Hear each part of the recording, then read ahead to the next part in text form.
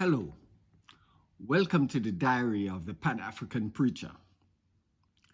The Manlinki of Mali, in one of their tens of thousands of wise sayings, state, "One way only is no way. One way only is no way." As a Pan-African preacher, it is important for me to hear people from different perspectives on the issues of Pan-Africanism. When I was a child, I thought that as I looked up at the moon in the sky at night, that all other children were also looking at the same moon at the same time. It was later in life that I discovered that I was right and I was wrong at the same time. It was indeed the same moon, but due to different time zones and weather conditions, those would determine which child in Kenya, Namibia, or Trinidad and Tobago would be viewing the moon. The criticisms that have been vocalized in recent times in respect to the current state of affairs in Pan-Africanism, be it the scarcity of statements or the veracity of the contemporary Pan-Africanists, does not present a crisis in Pan-Africanism.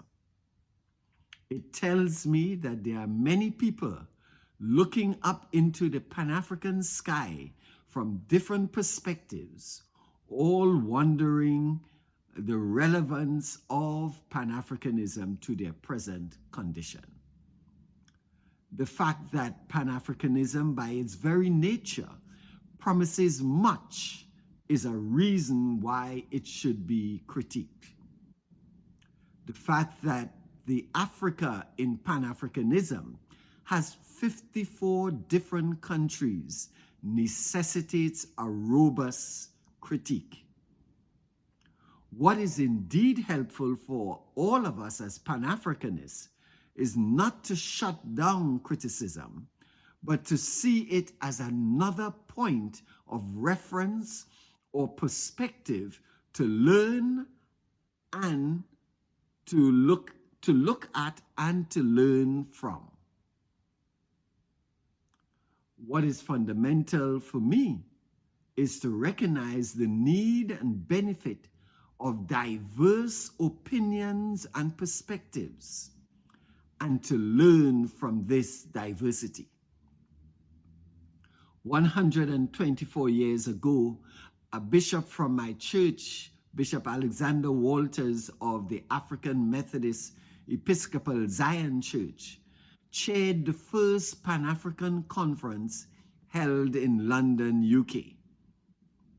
He stated then that the conference's historical importance was that it was the first time in history that Black people had gathered from all parts of the globe to discuss and improve the condition of their race, to ascertain their rights, and to organize so that they might take an equal place among nations.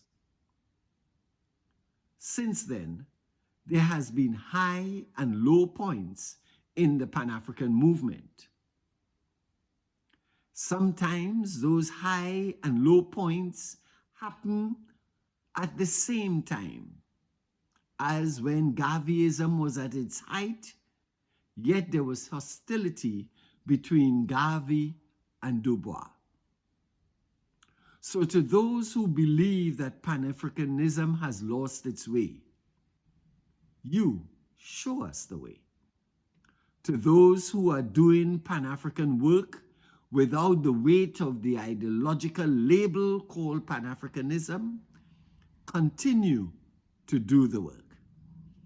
To those who wonder which way Africa, seek a way that finds unity in the African struggle, a cause for uplift or African uplift, and a recognition that there are forces outside and within the continent that works against the improvement of the lot of our fellow Africans.